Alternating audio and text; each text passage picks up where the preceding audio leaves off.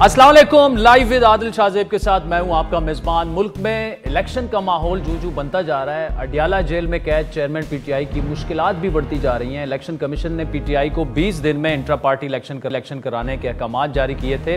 PTI के रहनुमाओं के साथ साथ चेयरमैन की अहलिया और बहनों के दरमियान भी एक सर्द जंग सी शुरू हो गई है। एक जानिब तहरीक इंसाफ के वकला और दीगर रहनुमाओं की इलेक्शन कमीशन के फैसले पर तनकीद जारी है, तो दूसरी जानिब तेजी से बदलते वाकयात के एक गैर मुतवक्का मोड़ पर चेयरमैन पीटीआई ने इलेक्शन कमीशन के फैसले को तस्लीम कर लिया है। पीटीआई का टाइटल गुज़श्ता 26 साल से चेयरमैन पीटीआई का वो अपने सीने पर सजाए हुए हैं। इनके इस ऐलान के बाद पीटीआई के अंदर इख्तिलाफात भी शुरू हो चुके हैं। बैरिस्टर अली जफर के मुताबिक चेयरमैन पीटीआई ने तोशाखाना केस की वजह से इंट्रा पार्टी इलेक्शन में हिस्सा ना लेने का फैसला किया है और उन्होंने बैरिस्टर गोहर को पीटीआई का अगला केयरटेकर चेयरमैन नामजद किया है। जबकि तर्जुमान तहरीक इंसाफ शुएब शाहीन एडवोकेट का कहना है कि चेयरमैन पीटीआई अपने ओहदे से दस्तबरदार नहीं होंगे।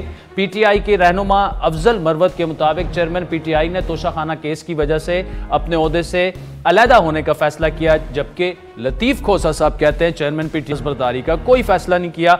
सबसे दिलचस्प बात चेयरमैन पीटीआई की बहन अलीमा खान साहिबा ने कही, जिनके मुताबिक ये दोनों लॉयर्स हजरात दुरुस्त बोल रहे हैं, मीडिया ने सही समझा नहीं है इनको। ही चेयरमैन पीटीआई रहेगा, ये नहीं कि किसी पर जो है कोई एतराज़ की बात है। माशाअल्लाह जिन्होंने ये गलतफहमी की वजह से बयान दिया है वो भी जो है मोहतरम है। जो इमरान खान साहब ने नाम बताया वो हैं बैरिस्टर गौहर साहब। जो इमरान खान ने कहा था मैंने कह दिया, अगर उनको कोई और है तो वो सुनते रहे। आप बयान पे कायम है, आप अपने बयान पे कायम है, इसका मतलब है वो पीटीआई के बैरिस्टर गौहर और वो सही नहीं कह रहे। भाई वो सही कह रहे हैं या नहीं कह रहे, मैं जो कह रहा हूँ सही कह रहा हूँ। लतीफ खोसा बिल्कुल सही कह रहे हैं। अच्छा, लतीफ खोसा सही कह रहे हैं, उन्होंने भी यही कहा था, आपने शायद सुना नहीं। पीटीआई की तरमीम शुदा आइन 2022 के मुताबिक पार्टी चेयरमैन को सियासी और इंतजामी तौर पर सब इख्तियारात दिए गए, जिसमें पार्टी के दीगर ओहदेदारों पर नामजदगी, पार्टी के लिए सियासी और नजरियाती गाइडलाइन देना, हिदायत और अहकामात जारी कर सकता है। इसके साथ साथ चेयरमैन पीटीआई को एक अहम दस्तूरी इख्तियार हासिल है कि वो मुश्किल हालात से निमटने के लिए कोई भी फैसला करने के मजाज हैं। पीटीआई के सीनियर रहनुमा और चेयरमैन पीटीआई के काबिल एतमाद वकला के होते हुए 2022 में पार्टी ज्वाइन करने वाले बैरिस्टर गौहर की नामजदगी ने एक नई बहस भी छेड़ दी है। एक हल्के के मुताबिक धीमे मिजाज के बैरिस्टर गौहर की नामजदगी शायद मुक्तदिरा से बेहतर राब्ताकारी के लिए रास्ता बनाने की गर्ज से की गई है। बैरिस्टर गौहर की इस नामजदगी से यह सवाल भी पैदा होता है कि क्या चेयरमैन पीटीआई ने इस्टेब्लिशमेंट के सामने जो वो एक इंप्रेशन था कि डट कर खड़े हैं, क्या हार मान ली है, वो पीछे हट चुके हैं। पीटीआई के सॉफ्ट इमेज को आगे लाने के लिए चेयरमैन पीटीआई ने क्या यह फैसला किया।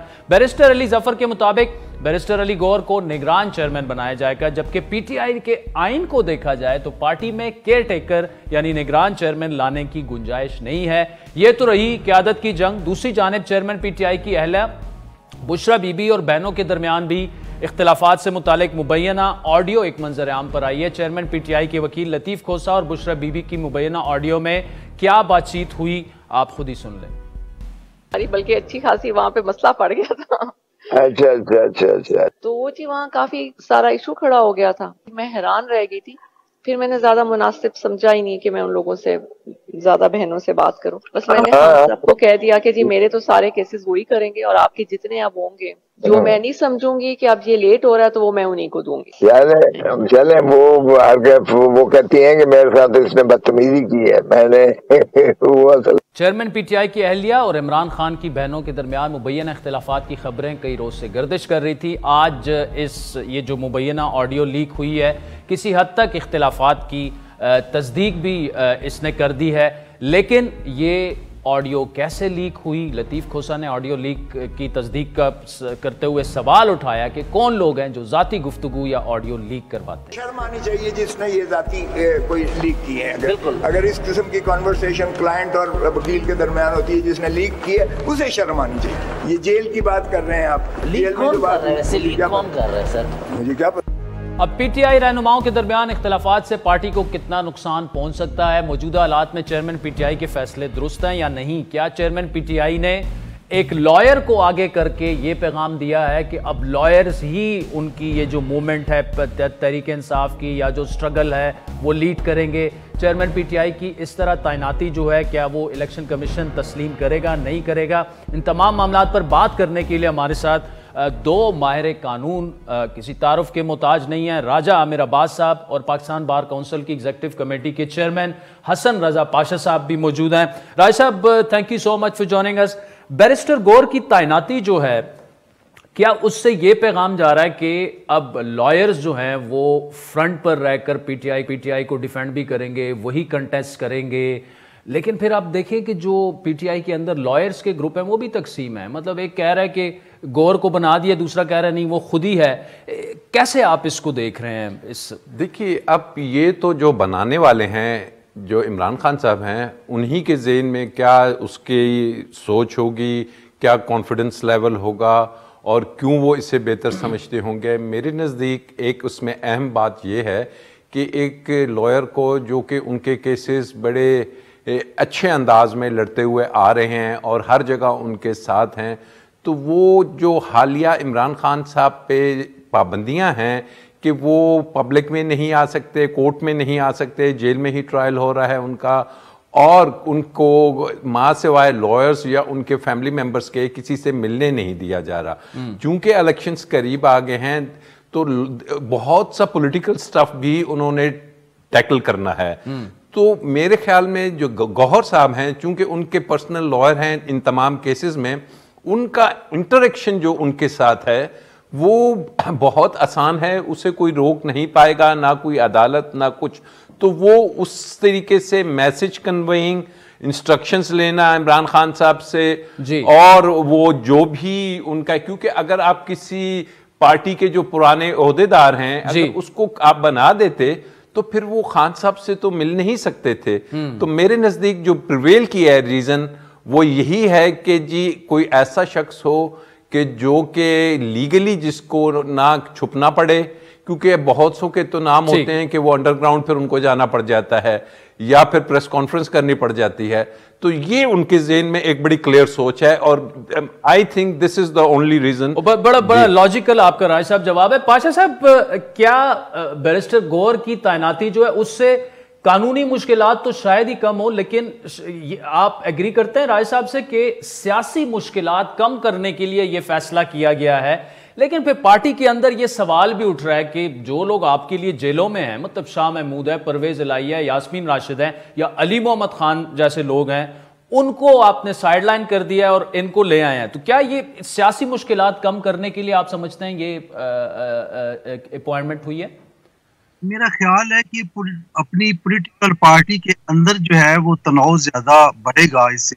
नो डाउट के जिस तरह राजा साहब ने फरमाया कि ये इमरान खान साहब के लिए आसानी होगी कि वो अपना पैगाम गौहर अली खान साहब के जरिए अपने वर्कर्स तक पहुंचाएं, अपनी पार्टी तक पहुंचाएं, लेकिन जो इसका गैर सियासी पहलू है वो ये है कि जो पार्टी की जो लीडरशिप जो इस वक्त तक इतने मुश्किल हालात में भी पार्टी के साथ खड़ी है, उनके लिए मायूसी की जो है वो लहर उनमें फैल सकती है और वो यकीनन फैलेगी। आप देखें कि कल की अगर वो प्रेस ब्रीफिंग देख लें जिसमें अली जफर साहब ऐलान कर रहे हैं कि इनको पार्टी चेयरमैन ने इनको नामजद किया है, तो वो बड़ी इंपॉर्टेंट है। एक क्वेश्चन आया एक सहाफ़ी की तरफ से कि कोई कदावर शख्सियत क्यों नहीं, तो उन्होंने कहा कि हमने किसी कदावर शख्सियत को ये मनसब देना मुनासिब नहीं समझा तो गौहर को ये मनसब, तो क्या गौहर इतना कदावर नहीं है? ये एक थोड़ा सा क्वेश्चन मार्क है। उनको ये बात नहीं करनी चाहिए थी और ये बल्कि गौहर साहब को डिग्रेड किया गया ये कह के कि कदावर शख्सियत को हमने नहीं बनाया और हमने गौहर को बनाया। कदावर शख्सियत वही होती है जिसको पार्टी के कारकुन तस्लीम करें, पार्टी के चेयरमैन तस्लीम करें, और गौहर की शख्सियत कदावर बन गई है इनकी नॉमिनेशन से। लेकिन अली मोहम्मद खान साहब वाज द बेस्ट चॉइस, अगर उनको बना देते तो वो ज्यादा बेहतर था। जो पॉलिटिकल वर्कर्स, जो पॉलिटिकल लीडर्स पार्टी के अंदर मौजूद हैं, उनको आपने मायूस किया है। कल कोई पॉलिटिकल जो रह गए हैं उनकी भी जाना ठहर गया, मुझे तो लग रहा है। कि वकला का ठीक है। मैं बिल्कुल पाशा साहब, अली मोहम्मद खान की हद तक वो काफी मकबूल हैं इंट्रा पार्टी, अगर इलेक्शन होते तो he stands a very good chance अगर उनको वो बन जाते। जी बिल्कुल, मैं यही कह रहा हूं कि अली मोहम्मद खान साहब अपने मौक़िफ़ पे कायम रहे, डटे रहे। सिर्फ इस पॉइंट पे कि वो रोज मिल सकते हैं, ये उनकी एक्सेस है खान साहब के साथ, गौर अली खान साहब की, तो ये एक ग्राउंड की हद तक है। लेकिन by all means political scenario में पार्टी की जो नजरियाती असास है उसको मद्देनजर दे के सोचा जाए तो फिर ये ठीक नहीं है।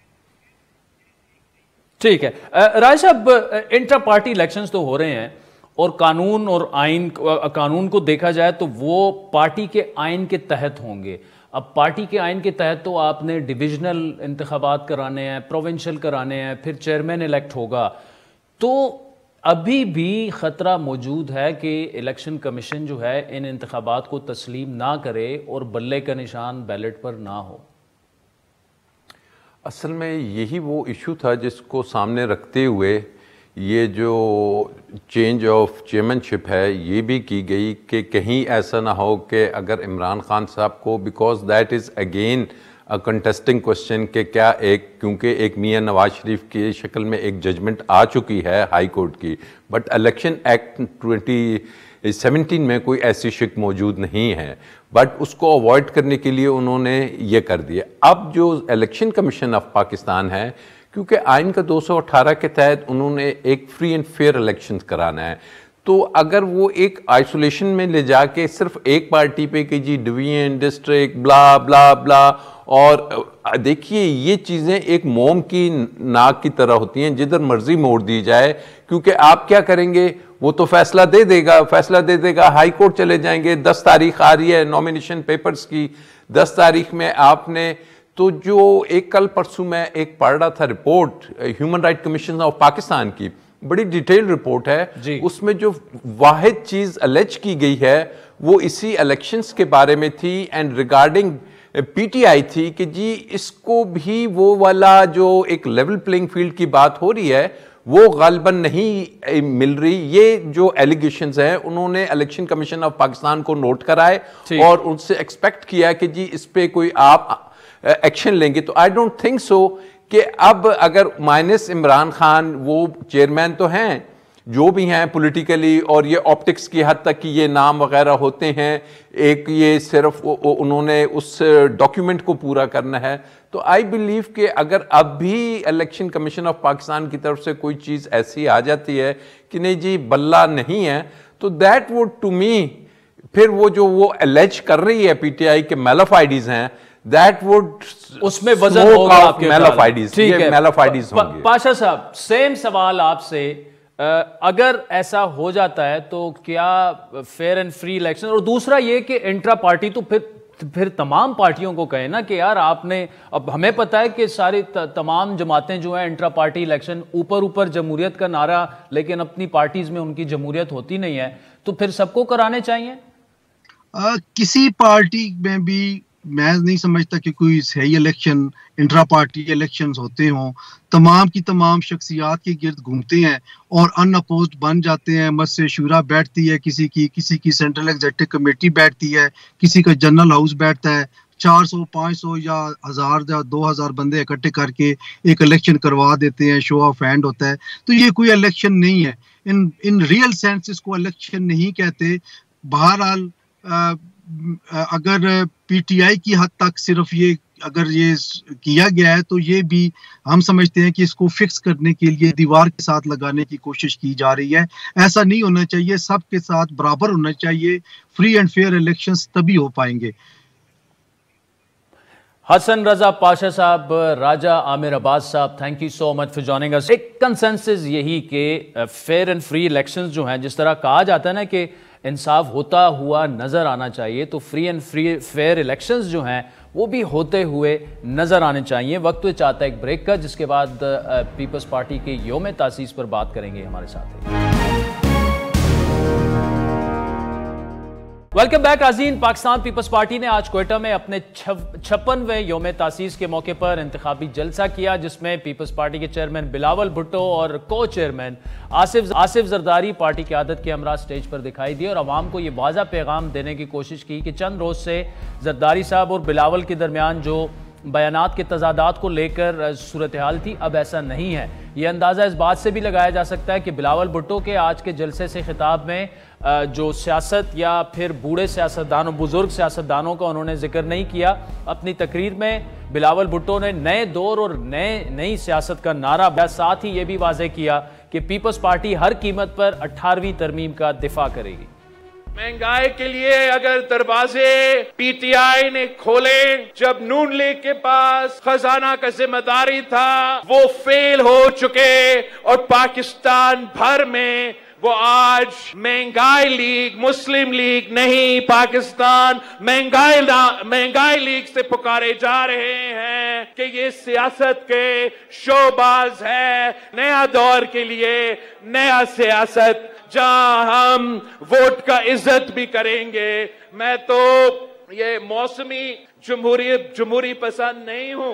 कभी नून लीग नारा लगाता है कि 18वीं तरमीम को खत्म करेंगे, तो कभी पीटीआई नारा लगाता है कि 18वीं तरमीम का हम खत्म करेंगे। इसका मतलब क्या है? पीपल्स पार्टी इस साजिश को कामयाब नहीं होने देंगे। अब जिनके बिलावल भुट्टो की नातजुर्बाकारी से मुतालिक बयान के बाद क्या सरायों का सिलसिला शुरू हुआ, आज उन्होंने बिलावल भुट्टो को आने वाले वक्त का लीडर करार दिया। उन्होंने कहा कि आज बिलावल की दुनिया भर में अपनी शनाख्त है, जो हमें आता है वो भी उन्हें मुंतकिल करेंगे।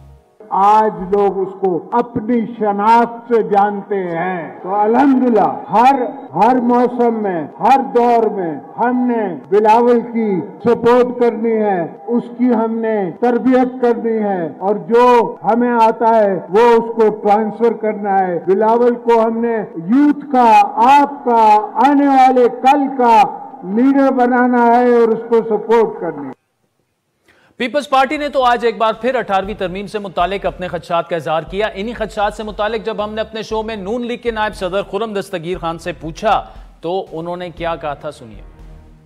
अगर 2/3 अक्सरियत मिल जाती है तो 18वीं तरमीम जो है वो रोल बैक हो सकती है, उसमें तरामीम हो सकती है। पार्टी की तरफ से सराहत से कहना चाहता हूं कि मुस्लिम लीग नून पूरी तरह 18वीं आईनी तरमीम की हिमायत करती है। वो एक दुरुस्त इक़दाम था सूबों को ज्यादा इंतजामी इख्तियार देने का। इशू जो बना है, जिस पे जो सवाल उठेगा, वो नेशनल फाइनेंस कमीशन का है कि क्या पाकिस्तान में ये 4 सूबे ही सूबों के लिहाज से मालियाती तौर पे गिने जाएंगे, या अब हमें गिलगित बल्तिस्तान और आजाद जम्मू कश्मीर को भी बतौर सूबा जो उनके मालियाती हकूक हैं वो देने हैं। तो नाज़रीन, इन तमाम मामलात पर गुफ्तगू करने के लिए क्वेटा से इस वक्त हमें ज्वाइन किया है पीपल्स पार्टी के मरकजी सेक्रेटरी इत्तलात जनाब फैसल करीम कुंडी साहब ने। कुंडी साहब, बहुत शुक्रिया। तकारीर आज देखी गई जरदारी साहब की भी और बिलावल साहब की भी, लेकिन जरदारी साहब ने एक दफा फिर ये मैसेज दिया कि जी अभी बिलावल की तरबियत करनी है और जो हमें आता है वो उसे सिखाना है। अब सवाल ये है कि 1.5 साल तो आप उनको पिच करते रहे बिलावल साहब को एज ए प्राइम मिनिस्टर। अब ये क्या वजह है कि उन्हें अब तरबियत की भी जरूरत है और उन्हें अब सीखने की भी जरूरत है और उन्हें अब ट्रेनिंग की भी जरूरत है? ये क्या पैगाम क्या जा रहा है आपके कारकुनान को? देखें आदिल, आज पाकिस्तान पीपल्स पार्टी का यौम तासीस था और जिसमें दोनों प्रेसिडेंट जरदारी साहब ने और बिलावल साहब ने खिताब किया। बिलावल साहब ने दोबारा एक मैसेजिंग अपने यूथ के साथ की, अपने यूथ को अपना और पाकिस्तान की आवाम को, पाकिस्तान के दोस्तों को, अपने वर्करों को इसका पैगाम दिया कि फ्यूचर में हमारी हुकूमत आने के बाद हम क्या क्या काम कर सकते हैं और हमने माजी में सीधे काम बताया कि हमने क्या क्या किया है। और जब देखिए politics day to day learning भी होती है, जैसे मैंने पहले भी आपके प्रोग्राम में कहा कि हम पॉलिटिक्स अगर आप 50 साल की योजना तो आप पॉलिटिक्स सीख रहे होते हैं, जरूरी नहीं है कि आप पॉलिटिक्स बिल्कुल हमने पता। इस तरीके से उस तकरीर में ये भी जरदारी साहब ने कहा कि 16-17 महीने में जो बिलावल साहब फॉरेन मिनिस्टर थे उन्होंने दुनिया में मनवाया और आज उनकी पहचान बिलावल भुट्टो जरदारी साहब के नाम से करना शुरू किया, सिर्फ बिलावल भुट्टो का नाम से हो रही है। और आज एक और एक्ट जो हुआ जिससे आपने देखा जो हमारे पश्तून या बलोचों के लिए जिससे ज्यादा होता है कि आज जरदारी साहब ने अपनी पगड़ी जो है वो बिलावल भुट्टो जरदारी साहब के साथ रखी। तो एक मैसेज नहीं है, एक साइलेंट मैसेज है और हम आज भी कहते हैं कि हमारे कैंडिडेट जो है प्राइम मिनिस्टर और बिलावल भुट्टो सरकारी शामिल है।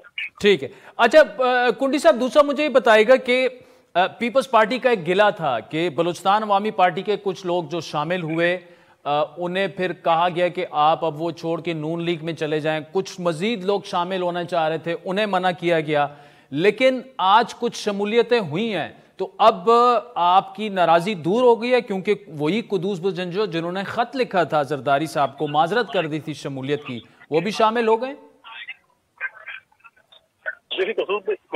कुदूस बुजंजो साहब ऑफिशियल अभी तक शामिल नहीं हुए, शायद ऐलान करें। कुछ लोग शामिल हुए हैं आज बलूचिस्तान कोटा में जलसे के बाद, और शायद कल भी कुछ लोग शामिल हो रहे हैं।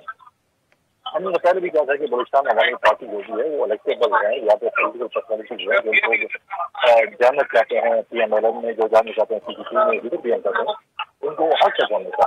लेकिन हमने कभी ये नहीं कहा बलूचिस्तान अवामी पार्टी के मुताबिक बाप कहने को यो फलां और शेम के नारे पे नहीं लगाए, कुछ नहीं किया। हमने कम से कम ये इस्लाह किया था कि हम उनके साथ आंखों में आंखें मिलाकर बैठ के एक रोज टेबल बैठ सकते हैं, गपशप लगा सकते हैं। लेकिन जो काम PMLN ने किया उनके साथ, उसके बाद भी वो अगर बैठे थे, शायद सन ग्लासेस लगा के बैठे थे, चश्मा लगाए हुए, अगर वही तो मैं समझूं कि जो बयान के साथ बैठे, लेकिन फिर भी उनका जमहूरी है कि जिसके साथ वो बैठे, जो लोग जिसके पास जाएं, जो पार्टी जिसके साथ इत्तेहाद करे, जो पार्टी जिसके साथ इलेक्शन अरेंज करे, उनका जमहूरी है।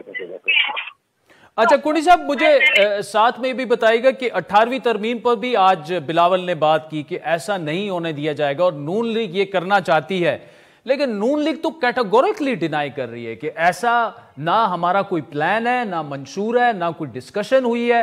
एक आपके पास वैसे ही उड़ती उड़ती खबर आ जाती है कि 18वीं तरमीम को नून लीग खत्म कर रही है। नहीं, हमारे पास उड़ती उड़ती खबर नहीं आती है। नून लीग ने पहले भी इस पे बात की है, उनकी लीडरशिप में बात की है, उसके बाद उसको उन्होंने बैकआउट किया, और हमें आई थी, हमने कहा था कि पाकिस्तान पीपल्स पार्टी चल रही है, और पाकिस्तान पीपल्स पार्टी जो है वो जो 18 अप्रैल पे कोई सौदेबाजी नहीं करती, इस मुल्क को जो एक बेआईन लिहाजा ये चीजें जो है हम नहीं मानेंगे। और कैंपेन के साथ जब इतिहास कर रहे थे पाकिस्तान किसी किस्म की सौदेबाजी करेगी, और PMLN ने एक बुनियाद पर मैं समझता हूँ टेस्ट की बुनियाद से पिलर छोड़ा, और जब उनको छट दिया पिला तो नहीं, तो क्या आप कन्विंस्ड हैं कि नून लीग जो है वो 18वीं तरमीम खत्म करेगी और ये फैसला हो चुका है? हम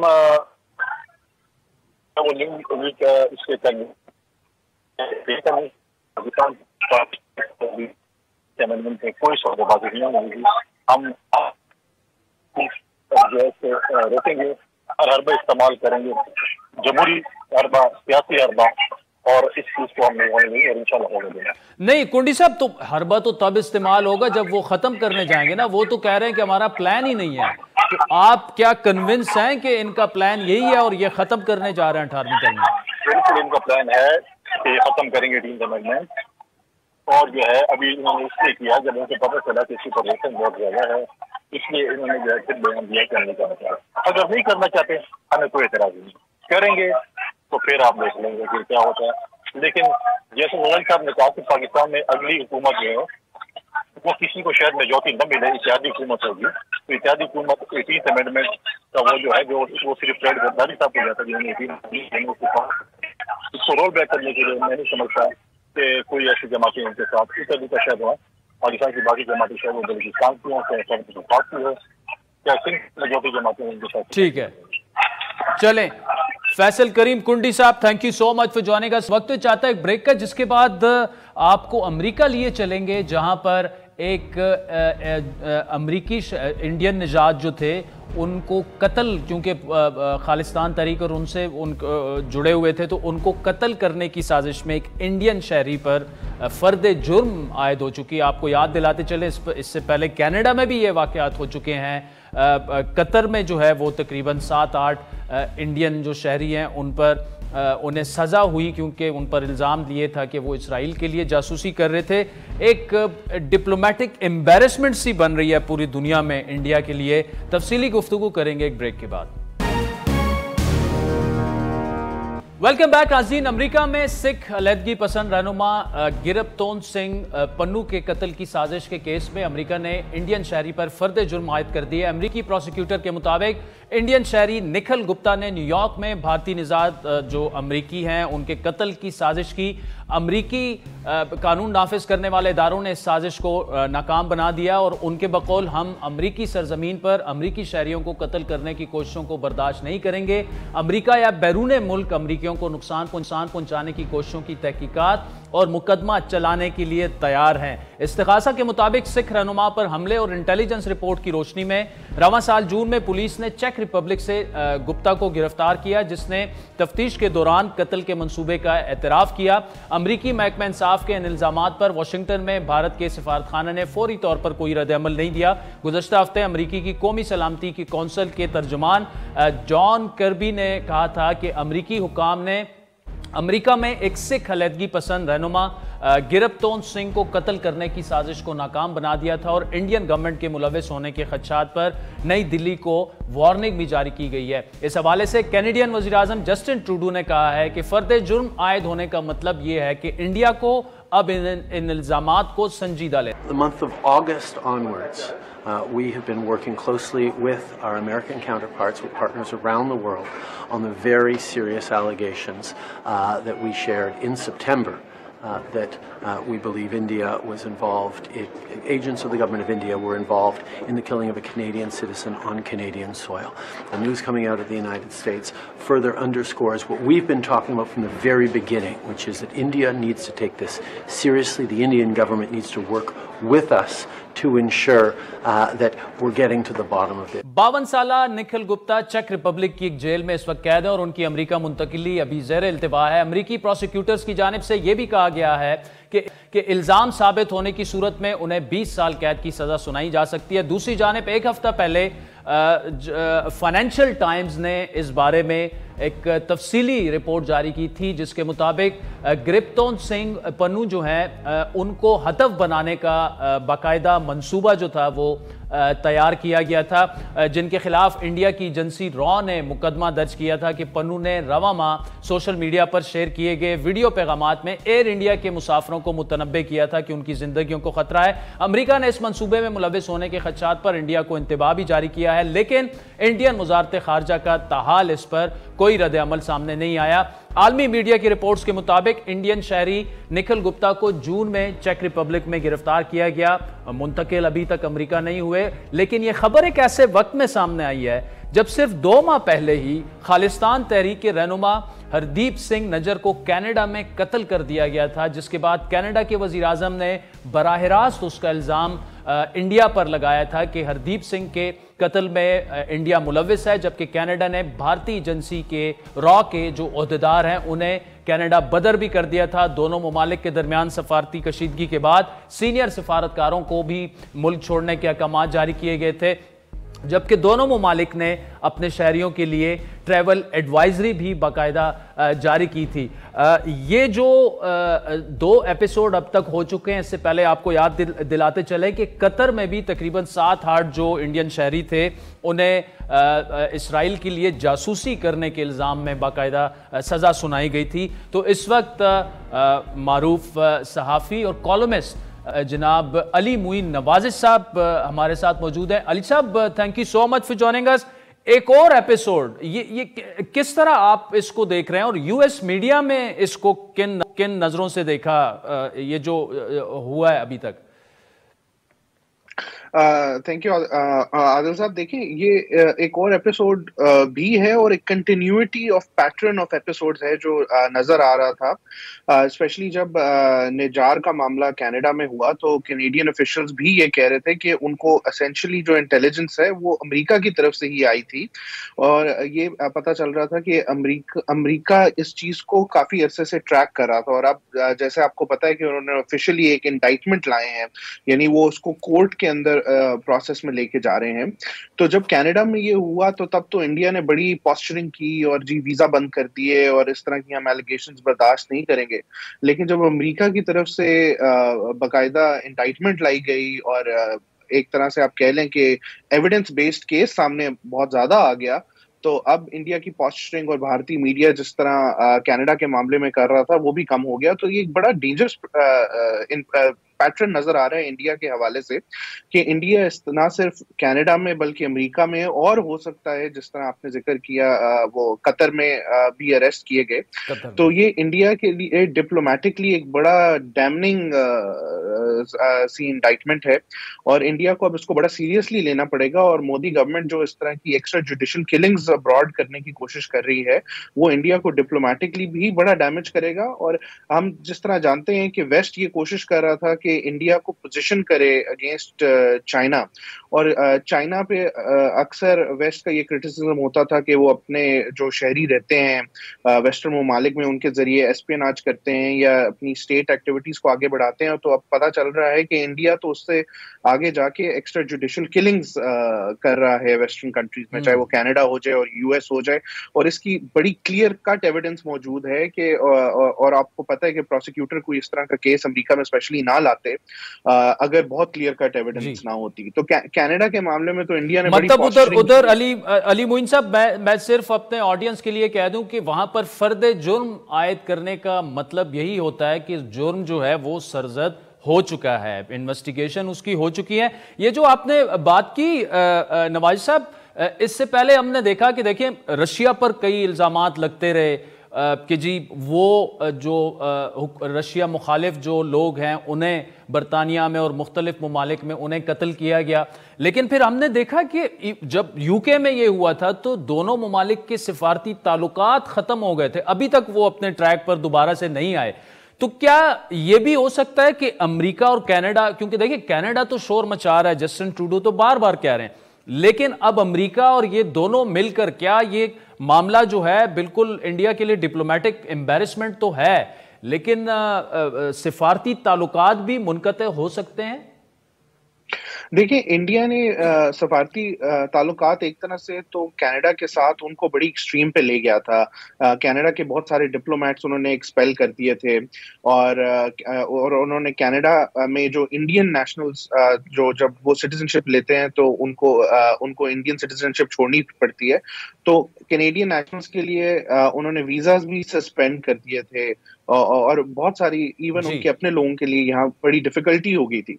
कनाडा ने इतना एक्सट्रीम स्टेप तो नहीं लिया, लेकिन कनाडा कहता रहा कि आप इंक्वायरी करें और इस मामले को आप संजीदगी से देखें कि क्यों हुआ। तो अभी भी जो वेस्टर्न मीडिया और अमेरिका कह रहा है कि उनको ये नहीं पता कि highest level of government involve थी या नहीं थी, उसको कवर दे रहा है, ऑब्वियसली थी।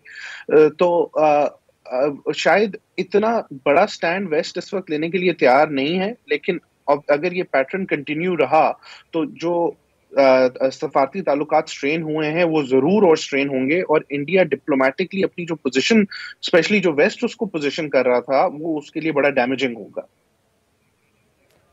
होगा। अली मोइन नवाज़ साहब कनाडा से हमारे साथ मौजूद थे, बहुत बहुत शुक्रिया। नाज़रीन, बात PSL के वेन्यूज की बात करेंगे। अभी तक डिसाइड नहीं हुआ मैच कहां होंगे और पेशावर में मैच होंगे या नहीं होंगे, इस पर तफसीली गुफ्तगू करेंगे एक ब्रेक के बाद।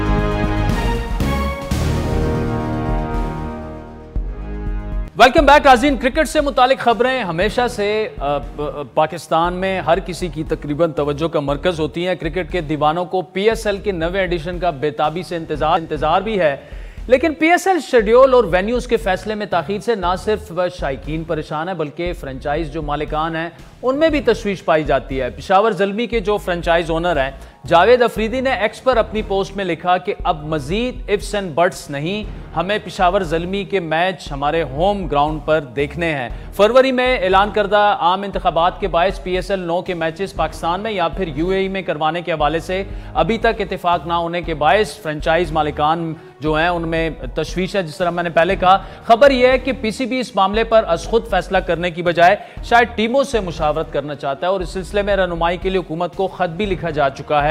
अब तक पाकिस्तान में ही मैचेस को जहन में रखते हुए 2 मुजव्वज़ा शेड्यूल शायद तैयार कर लिए गए हैं। पहले के मुताबिक PSL मैचेस जो हैं वो कराची, लाहौर, मुल्तान और पिंडी में कराने की तजवीज़ है, जबकि दूसरे में सिर्फ इब्तदाई मैच 2 शहरों में कराने की तजवीज़ है। इसके अलावा इवेंट का आगाज़ 18 फरवरी को लाहौर से करने की तजवीज़, जबकि फाइनल 19 मार्च को कराची में करने का इरादा जाहिर किया गया है। शेड्यूल का हतमी ऐलान भी जल्द मुतवक्के है, लेकिन इतलात ये भी हैं कि इस हवाले से तमाम फ्रेंचाइज मालिकान जो हैं वो एक पेज पर नहीं है। दूसरी जानिब PSL के मामलात में सुस्रवी का chairman management committee Zaka Ashraf ने बताया, ये जा रहा है कि नोटिस लिया। उन्होंने ऑफिशियल्स के साथ मीटिंग में भी जल्द इंतजामात को हतमी शक्ल देने पर जोर दिया था। इन्हीं तमाम मामलात पर बात करने के लिए हमें किया है पाकिस्तान के मायनाज स्पोर्ट्स जर्नलिस्ट और तज्जियाकार जनाब माजिद भट्टी साहब ने। भट्टी साहब, thank you so much for joining अस। ये क्या चल रहा है? वेन्यूज पर कंफ्यूजन है। वर्ल्ड कप में तो कारकर्दगी जैसी तैसी थी वो तो थी, लेकिन everybody is looking forward to PSL। लेकिन वेन्यू पाकिस्तान में मैचेस हो रहे हैं, नहीं हो रहे, क्यों इस पर ये कंफ्यूजन क्यों सामने आ रही है? सबसे पहले तो आदिल साहब बहुत बहुत शुक्रिया अपने शो में लेने के लिए। देखें, जो पाकिस्तान क्रिकेट बोर्ड ने एक मुजव्वज़ा तारीख अनाउंस की थी वो थी 8 फरवरी, और 8 फरवरी आपको पता है कि मुल्क में आम इंतखाबात का दिन है। इलेक्शन कमीशन ऑफ पाकिस्तान ने भी ऐलान किया हुआ है कि 8 फरवरी को आम इंतखाबात होने, तो 8 फरवरी जो है वो तो मेरे ख्याल में अब रूल आउट हो गई है। उस तारीख को तो PSL का स्टार्ट होना पाकिस्तान में कम से कम नामुमकिन है।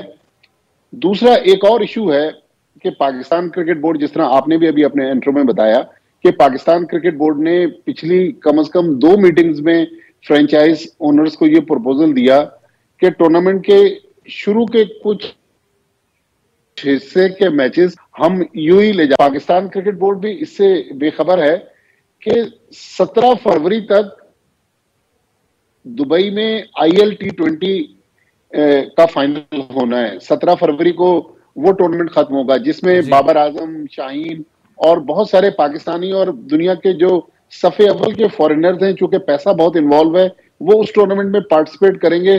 तो मुझे अभी तक ये लग रहा है कि शायद 17 फरवरी से पहले ना ये टूर्नामेंट पाकिस्तान में शुरू हो पाएगा, ना UAE में हो पाएगा, क्योंकि UAE के भी कम से कम 2 ग्राउंड जो हैं दुबई और शारजा, वो ऑक्युपाइड होंगे IL T20 के लिए।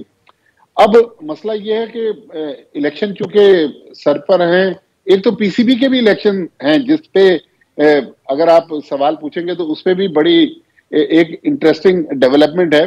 लेकिन मुल्क के जो आम इंतखाबात है, आपको पता है कि इस वक्त जो टेररिज्म के मामलात हैं, उसकी वजह से अब PCB ने गवर्नमेंट ऑफ पाकिस्तान से रहनुमाई मांगी है कि अगर हम ये टूर्नामेंट पाकिस्तान में करवाते हैं तो क्या हमें पुलिस और दीगर जो इदारे हैं, सिक्योरिटी इदारे, उनकी नफरी मिलेगी, डिप्लॉयमेंट होगी, क्योंकि फॉरेनर्स आपको पता है कि PSL में पार्टिसिपेट करते हैं, उनके लिए सिक्योरिटी के सख्त इंतजाम करना पड़ेंगे।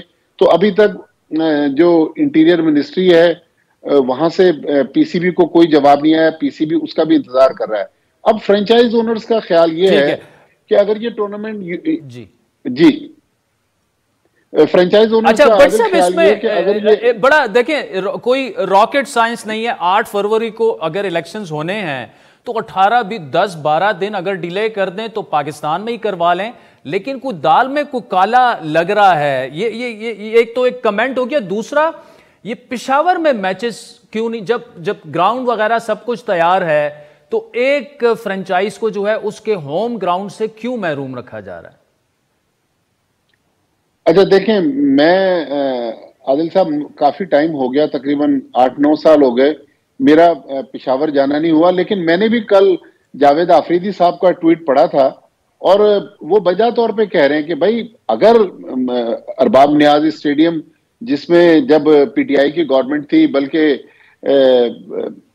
परवेज खटक जब चीफ मिनिस्टर थे, उस वक्त से वहां पर तरक्याती काम शुरू हुआ था, बल्कि नए सिरे से गिरा के पूरी बिल्डिंग को नया स्टेडियम बनाया जा रहा था। अगर वो तैयार हो गया, क्योंकि मैंने नहीं सुना कि अभी तक डोमेस्टिक क्रिकेट का कोई एक मैच भी पेशावर में हुआ है, तो अगर वो ग्राउंड तैयार हो गया तो मेरे ख्याल में पाकिस्तान क्रिकेट के लिए एक अच्छा ऑप्शन है। कि जो मैंने उसका नक्शा देखा था ग्राउंड का, तो एक बहुत ही खूबसूरत स्टेडियम बन रहा है। अगर जावेद आफरीदी साहब जिस तरह कल अपने ट्वीट में कह रहे थे कि पेशावर में मैचेस होना चाहिए, तो बिल्कुल मैचेस होना चाहिए। मैं भी इसके हक में हूँ कि सिवाय अब देख रहे इस वक्त नेशनल T20 टूर्नामेंट हो रहा है कराची में, कराची के 4 डिफरेंट ग्राउंड्स पर हो रहा है, देखने वाला कोई नहीं है। तो लिहाजा क्रिकेट को अब स्प्रेड करे, पाकिस्तान क्रिकेट बोर्ड दूसरे शहरों में भी लेके जाए, बड़े शहरों तक क्रिकेट को महदूद रखे। लेकिन जो असल सवाल है दाल में काला, मेरा ख्याल में दाल ही पूरी काली है, दाल में काला नहीं है। पाकिस्तान क्रिकेट बोर्ड के अगर अफसरान इस टूर्नामेंट को यूं ही ले जाने में कामयाब होते हैं तो देखें उनको जो डेली अलाउंसेस मिलेंगे, पर्क्स एंड प्रिविलेजेस मिलेंगे, वो वहां पर रैकी करेंगे। तो मेरे ख्याल में वो उस लग्जरी को भी इंजॉय करना चाहते हैं। पहले 3-3.5 साल जिस तरह इंजॉय किया पीसीबी के अफसरान ने, तो अभी भी पीसीबी के अफसरान का ये ख्याल है कि ये टूर्नामेंट का कुछ हिस्सा अगर यूं ही चले जाए। वो आपका बड़े आपके वैसे भट्टी साहब तज्जिए बड़े इंटरेस्टिंग तो होते हैं, इंफॉर्मेटिव भी होते हैं। खबर आपने देनी है जो पीसीबी के जो इंतखाबात हैं, टाइम इतना नहीं है लेकिन जितना वो मुख्तसर हो सकता है, लेकिन इस पर कमेंट आपका जरूरी है। देखें शाह खबर साहब जो मशहूर कानूनदान हैं, अक्सर हम उनको पॉलिटिकल टॉक शोज में, आपके शो में भी देखते हैं। 3 दिन पहले prime minister of Pakistan Anwarul हक काकड़ ने चीफ इलेक्शन कमिश्नर बनाया और 10 लाख रुपए उनकी सैलरी है। उनको 3 महीने का टास्क दिया है। अब 3 महीने में बोर्ड ऑफ गवर्नर्स फॉर्म होगा, इलेक्शन होगा। लेकिन मसला है जो हमने सुना है कि ज़का अशरफ साहब अपनी डिग्री के हिसाब से, चूंकि उसमें बैचलर्स डिग्री है, क्वालिफाई नहीं कर पाते हैं। अब क्या इसमें सिनेरियो बनता है, अगर उनके पास डिग्री है तो अभी तक उनकी तरफ से तरदीद भी नहीं आई। तो मेरे ख्याल में 5 फरवरी डेडलाइन दी गई है शाह खबर साहब को कि भाई आप पीसीबी के इलेक्शन करवाएं। तो देखना है कि पीएसएल भी करीब आ जाएगा, पीसीबी के कोई नए चेयरमैन भी बरसरे इक़्तिदार आ जाएंगे कज़ाफ़री स्टेडियम में पीसीबी के चेयरमैन की कुर्सी पर। लेकिन बड़ा इंटरेस्टिंग सिनेरियो है, बज़ाहिर मुश्किल नजर आ रहा है। लग रहा है कि कोई एक कार्ड ज़का अशरफ साहब ने अपने पास रखा है जो आखिरी वक्त में खेलेंगे। वो कार्ड क्या होगा, इसका मुझे और आपको मेरा ख्याल शिद्दत से इंतजार होगा। शिद्दत से इंतजार होगा। वेरी इंटरेस्टिंग गुफ्तगू, बहुत बहुत शुक्रिया माजिद भट्टी साहब। नाज़रीन आज के प्रोग्राम पर फीडबैक जरूर दीजिएगा। ट्विटर हैंडल @आदिल शाह ज़ैद। इजाजत दीजिए, खुदा हाफिज।